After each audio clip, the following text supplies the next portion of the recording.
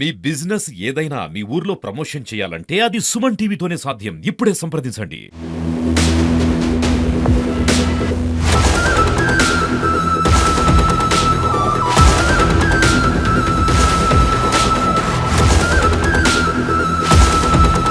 వచ్చే కంపెనీలన్నీ బంద్ చేయాలి. యాదాద్రి భువనగిరి జిల్లా బీబీనార్ మండలం రాయరావుపేట. నిజంగా ఈ గ్రామానికి వచ్చాం.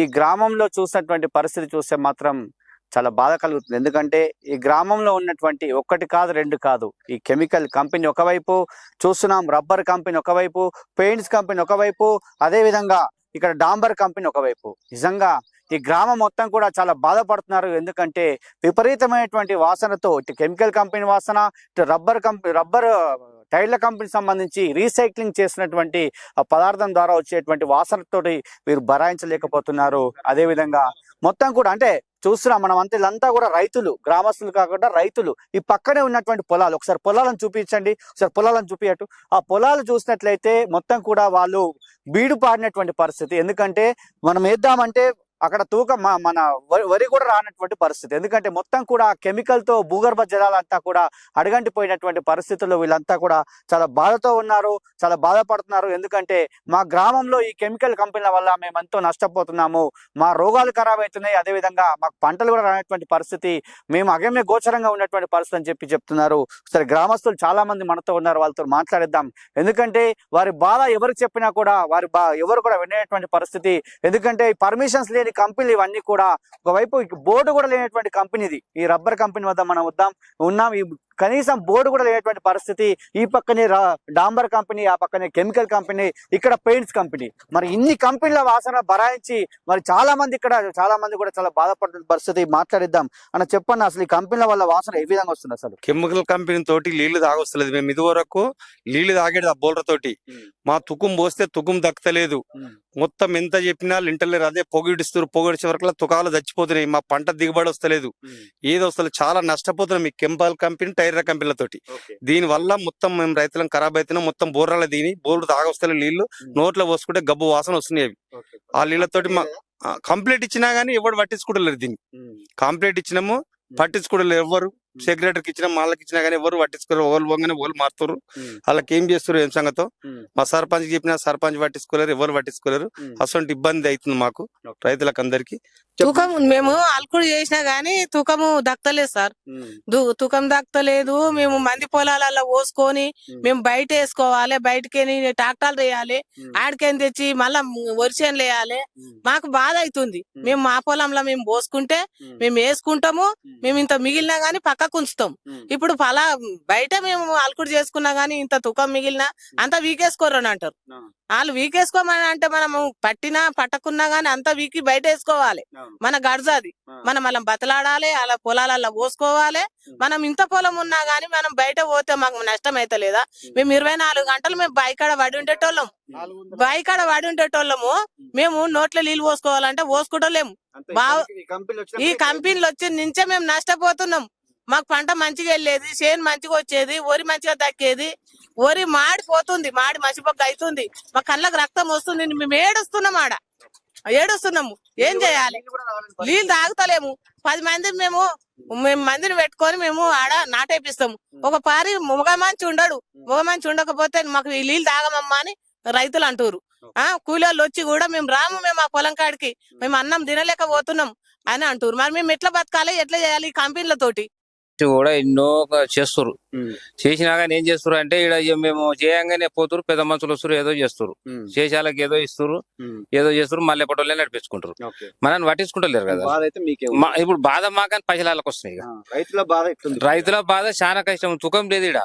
తుకం ఏరే దాంట్లో పోసుకొని మళ్ళీ తీసుకొచ్చి ఇక్కడ వేసి మళ్ళీ నాటేసుకుంటూ మళ్ళీ చేసుడు మొత్తం నీళ్ళే లేవు. ఆడ తాగుతానేమి ఇక ఇది ఎప్పుడు ఇట్లా ఇంకెక్కువ గాడి పిక్కడ వచ్చినప్పుడు ఇంకెక్కువ వస్తుంది. ఏమంటారు లేరు ఇక ఎవడు ఊరోళ్ళు ఎవడు ఇంకా ఆ. ఇక పెద్ద మనుషులు ఉంటే అలా ఏం చేస్తారు వాళ్ళు పెద్ద మనుషులకు ఏం చేస్తారు వాళ్ళు ఎవడు పట్టించుకుంటలేడు ఇదంతా నాశనం అయిపోతుంది నీళ్లు లేవు తాయితో లేడు గొర్రెలు కష్టము ఇక్కడ వచ్చే మనుషులు కష్టము అన్ని విధాలు ఇబ్బందులు ఉన్నాయి ఈడ. చెప్తుంటే ఇప్పుడు మనం చెప్తున్నాం కదా వాళ్ళు ఏదో మళ్ళీ అక్కడ ఫోన్లు పోతూనే ఉంటాయి ఉన్నది చెప్పారనే పోయి వాళ్ళు ఏదో అయితేనే ఉంటది పోతూనే ఉంటది అనుకుంటే ఇప్పుడు 10 ఏళ్ళు అవుతుంది ఈ కంపెనీ లేకముందు ఏ ఇబ్బంది లేకుండే ఈ కంపెనీలు వచ్చినట్టుగా చాలా ఇబ్బందులు అవుతున్నాయి ఇప్పుడు తుకాలు పోస్తే తుకాలు దక్కలే బాయిక్ ఆడికి వస్తే బాయిక్ అనే తానం చేసేది బాయిక్ అనే నీళ్ళు తాగేది చెడ్డ మంచి అన్ని చేసుకునేది ఇప్పుడు ఆ నీళ్లు నోట్లో బాయిలు పోసుకోరాదు నా బోల్ట్ పోసుకోరాదు తాగుడే లేదు ఇక ఇప్పుడు చాలా బాధాకరం అంటే బాధాకరం ఉంది సమస్య ఇప్పుడు 10 ఏళ్ళకి వస్తుంది 10 ఏళ్ళ నుంచి. ఈ వడ్డ నుంచే నువ్వేం కోరుకుంటున్నావు ఫైనల్? మంచి ఇప్పుడు మాకు మంచి సమస్య కావాలని కోరుకుంటున్నాం మాకు కంపెనీలు బంద్ చేయాలి ఇక్కడ నుంచి ఇవి ఉంటే మాత్రం మనుషులం గిట్ట బతకలేము ఈడ ఏం చేసుకోలేము మళ్ళీ ఎక్కడో చెప్పకూడదు దీనికి కూడా పోవాలి ఇక్కడ ఈ కంపెనీలు రాకముందు ఒక 10 ఏళ్ల క్రితం ఇక్కడ మేము కూరగాయలు పండించేవాళ్ళం మాకు ఇక్కడ 5 ఎకరాలు ఉంది కూరగాయలు పండించేవాళ్ళం రోజు ఒక 10 మందికి ఉపాధి దొరికేది ఇక్కడ వాళ్ళు రోజు వచ్చి పని చేసుకొని కూలి తీసుకొని వెళ్ళేటోళ్ళు ఇప్పుడు ఈ వాసన వల్ల ఎవ్వరు కూడా ఇక్కడ వచ్చి కూలి చేసుకొని బతికే పరిస్థితి లేదు వాళ్ళని పిలిస్తే కూడా బయట ఇప్పుడు ఊర్లో 200 ఇస్తే ఇక్కడ 500 ఇవ్వాల్సిన పరిస్థితి ఎంతైనా ఇప్పుడు ఆడ 500 ఇస్తే ఇక్కడ 700 ఇవ్వాల్సిన పరిస్థితి అయినా పంట వస్తలేదు పంట రావట్లేదు ఇక్కడ ఏదైనా పంట వేయాలన్నా కూరగాయలు పండించాలన్నా ఎవరన్నా వచ్చి ఇక్కడ పని చేసే పరిస్థితి లేదు వాసనకి వాళ్ళు నీళ్ళు తాగాలన్నా గానీ ఇంటికాడికని వాళ్ళ జల కాలుష్యము వాయు కాలుష్యం అండర్ గ్రౌండ్ కూడా పూర్తిగా వాటర్ మొత్తం పొల్యూట్ అయిపోయింది దాన్ని నీళ్లు తీసుకొని తాగాలంటే చచ్చిపోయే పరిస్థితి వాడు ఆ రోజు హాస్పిటల్ పోవాల్సిందే ఇక్కడ 500 సంపాదిస్తే మళ్ళా వాడు హాస్పిటల్కి వెళ్ళి 1000 రూపాయలు ఖర్చు పెట్టాల్సిన పరిస్థితి ఉంది ఇవన్నీ మా కోరిక మాది ఒక డిమాండ్ ఏంటంటే ఈ కంపెనీలు అన్ని పర్మిషన్ లేవు వీటికి పర్మిషన్ లేదు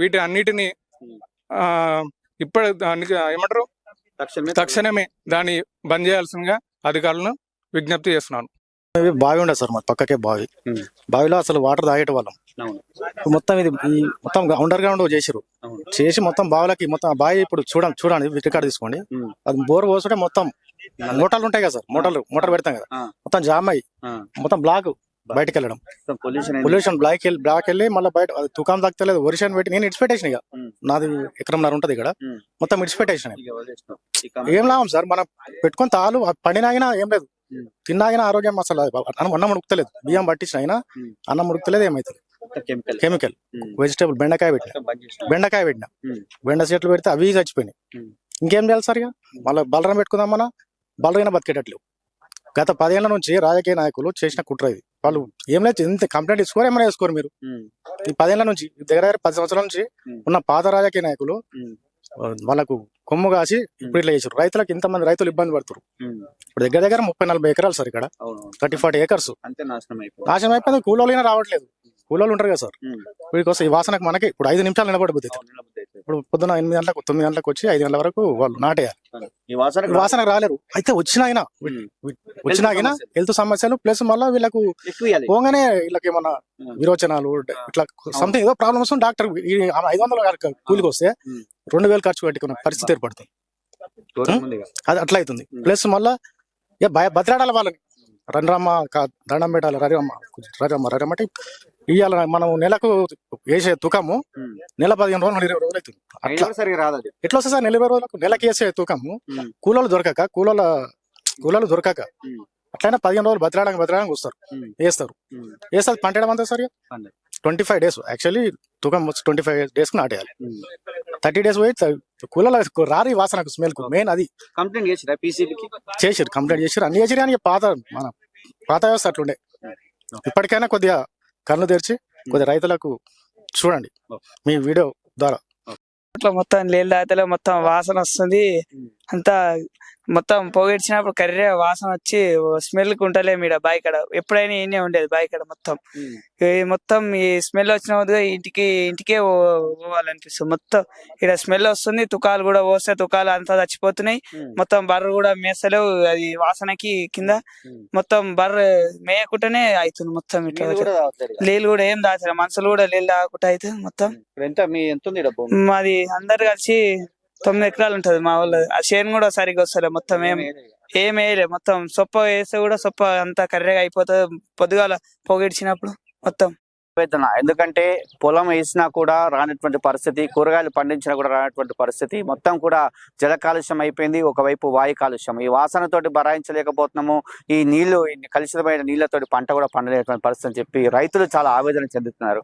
ఎందుకంటే ఉన్నటువంటి పొల్యూషన్ కంట్రోల్ బోర్డు తూతు మంత్రంగా వస్తున్నారు, వచ్చి చూసిపోతున్నారు తప్ప మాకు చర్యలు అయితే తీసుకోవట్లేదని చెప్పి చాలా మంది మనతో చెప్పినటువంటి విషయము. ఈ గ్రామంలో మాత్రము తీవ్ర ఆవేదన చెందుతారు. ఎందుకంటే ఈ వాసనతోటి భరాయించలేకపోతున్నాము. ఈ గ్రామం మొత్తం కూడా రోగాలమయమైపోయిందని చెప్పి చాలా మంది మనతో చెప్పారు. రైతులు మాత్రము వాళ్ళు చాలా బాధపడుతున్నారు. ఏ పంట వేసినా కూడా రానటువంటి పరిస్థితిలో ఉన్నామని చెప్పి వాళ్ళు కూడా చెప్పినటువంటి పరిస్థితి. ఇది రాయరావుపేటలో ఉన్న కెమెరామెన్ గురునాథ్తో శరత్.